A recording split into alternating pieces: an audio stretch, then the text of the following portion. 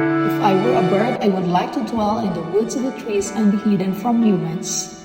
I would reach for a beautiful sky and soar high as I could. If I were a bird, I would love to fly in a bright sky to the sunset and the sun drowning in the sea. I would love to jump, touch the sea, and catch the fish from the rivers.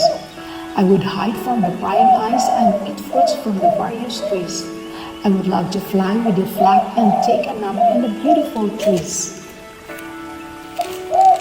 If I were a bird, I will build my nest in great height to keep myself and my family safe.